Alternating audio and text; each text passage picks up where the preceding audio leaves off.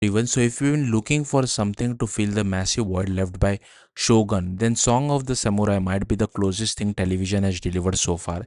And based on its opening episode, it absolutely understands why audience fell in love with modern samurai epics in the first place. The series adapts the manga Shiruran Gumi Requiem by Umemeru Shinya, reimagining the turbulent final years of Japan's Edo period through the rise of legendary Shinsei Gumi. The warriors were real historical figures tasked with defending the collapsing shogunate during one of the most politically unstable eras in Japanese history. Right away, the show establishes an ambitious scope. The story begins in 1912, with an elderly Nakakura Shinpachi recounting the history of the Shinsegumi to a young woman searching for answers about the mysterious vice commander Hijikata Toshizo. From there, the narrative jumps back decades earlier into Japan on the brink of transformation, where political unrest, class conflict, and foreign pressure threaten to destroy centuries of isolationist rule. The historical backdrop gives Song of the Samurai a lot of thematic weight immediately, even though the show leans more heavily into character dynamic and action than dense political maneuvering, at least early on. At the center of everything is Hijikata Toshizo, played by Yamata Yuki, and is exactly the kind of protagonist this genre thrives on. He arrives at the Shikan dojo as an arrogant but talented fighter desperate to prove himself. Initially, the other warriors dismiss him as reckless and immature, but once he encounters dojo master Kondo Isami, it becomes obvious that Tohisho's raw ambition alone won't be enough to survive the brutal world unfolding around him. That mentor student relationship quickly becomes one of the show's strongest emotional anchors. Like many great samurai stories, the series isn't just interested in sword fights or historical spectacle. It's deeply invested in questions about discipline, honor, identity, and what it actually means to live according to Bushido principles during a collapsing political era. And honestly, the ensemble cast helps elevate all of that material almost immediately. One of the biggest strengths of the Song of Samurai is how naturally the found family dynamic develops among the Shinsen Mugumi members. Characters bounce between dry humor, brotherly affection, ideological conflict, and tragic sincerity with surprising ease. That tonal flexibility is important because the show constantly shifts between light-hearted camaraderie and looming historical doom. Fans of Shogun will especially appreciate how seriously the series treats its historical atmosphere. The world feels textured and lived in rather than overly polished.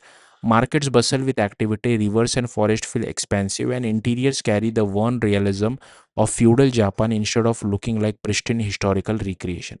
Visually, the show is stunning. Wide shots emphasize the scale of Edo era landscapes, while action sequences move with remarkable fluidity thanks to action director Sonomaru Kensuke. Sword fights are choreographed with a balance of elegance and brutality, allowing the camera to move almost rhythmically alongside the combat. The fight don't just look cool, they feel physical. There's sweat, exhaustion, desperation, and momentum behind every clash. Some scenes slow down to emphasize emotional tension, while others explode with chaotic energy as blades and bodies crash through confined spaces. The cinematography constantly works in sync with the choreography rather than simply recording it.